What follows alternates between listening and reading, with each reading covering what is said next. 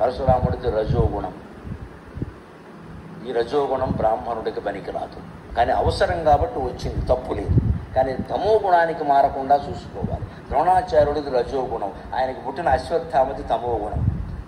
అందుకే సామెత, తల్లిదండ్రులు తిట్టుకుంటూ లేస్తే పిల్లలు కొట్టుకుంటూ లేస్తారు. అమ్మ నాన్న తిట్టుకుంటూ నిద్ర లేస్తే పిల్లలు కొట్టుకుంటూ నిద్ర ఇంకొంచెం అడ్వాన్స్ అవుతారమ్మా. అందుకని భార్యాభర్త మధ్యలో ఎన్ని విభేదాలు ఉన్నా పిల్లల దగ్గర మాట్లాడకూడదు. అసలు పిల్లల దగ్గర ఉన్నప్పుడు మేము ఇద్దరం ఒక్కటే పార్వతీ పరమేశ్వరుడు అని చెప్పాలి. తల్లికి దండం పెడితే వరే మీ నాన్నకి పెట్టావా అని అడగాలి. ఆ అడిగి పెట్టేది ఏంటి అనకూడదు. ఇక్కడ మనం విడదీయకూడదు. లేకపోతే 10 రూపాయల డబ్బుల కోసం అమ్మా నాన్న మధ్యలో తగాదాలు పెట్టేసి పిల్లలు తయారయ్యారు. 10 రూపాయల కోసం తల్లి మీద తండ్రికి, తండ్రి మీద తల్లికి నేరాలు చెప్పేసి భార్యాభర్తలు ఐకమత్యంగా ఉండరు. ఒకటి విభేదాలు ఉన్నారు, వాళ్ళని వెళ్ళిపోయానండి, స్కూల్కి వెళ్ళిపోయానండి, ఓ టైం పెట్టుకోండి, అలారం పెట్టుకోండి, కొట్టుకోండి శుభ్రంగా, నమశివాయ. ఏమైపోయింది సంసారం ఆలోచించండి. ఇవాళ మొత్తం ప్రతివాడి చేతుల్లో ఓ బ్రహ్మాస్త్రం ఉంది. ఇక్కడ వాడి కాలక్షేపం అది.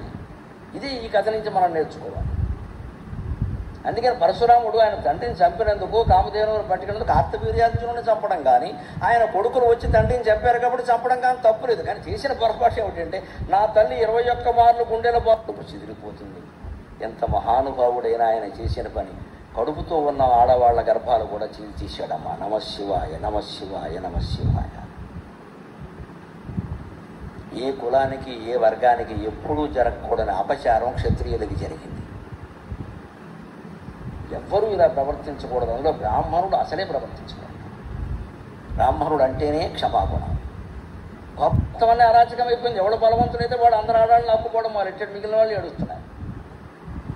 అప్పుడు ఆయనకి సమస్య వచ్చింది, నేను ఎందుకు చేశాను ఈ పని? మొత్తం రాజులు లేకుండా పోయారు, పరిపాలన లేదు. పోనీ ఈయన పరిపాలన చేస్తానంటే నాకెందుకు లేనిపోను గొడవ? తపస్సు, మరి తపస్సు చేసుకోవచ్చు కదా, ఎంతెందుకు? ఆవేశంతో చేసే పని ఎప్పుడు అంతే. అప్పుడు కశ్యపుని దగ్గరికి వచ్చారండి, ట్రబుల్ షూటర్. మహర్షి, నాకు చాలా ఆవేదనగా ఉంది, ఏదో చేశాను కానీ ఆ పిల్లలు ఏడుస్తున్నారు, భార్యలు ఏడుస్తున్నారు, వాళ్ళ మీద నాకేం కోపం, ఏదో చేసేసాను ఆవేశంలో, పరిష్కారం చెప్పండి. నాకు ఈ భూమి అక్కర్లేదు, ఈ పరిపాలన అక్కర్లేదు. అంతే, సరే మంచిది, ఒక ఉత్తమ బ్రాహ్మణుడు చూసి ఈ భూమి మొత్తం దానం చేయమన్నాడు.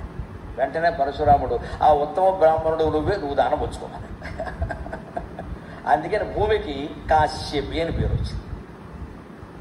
కశ్యపుని కుమారుడు కాబట్టి గరుత్మంతుడిని కాశ్యపి అంటారు. అనూరుని కూడా కాశ్యపి అంటారు. భూమిని కూడా కాశ్యపి అంటారు.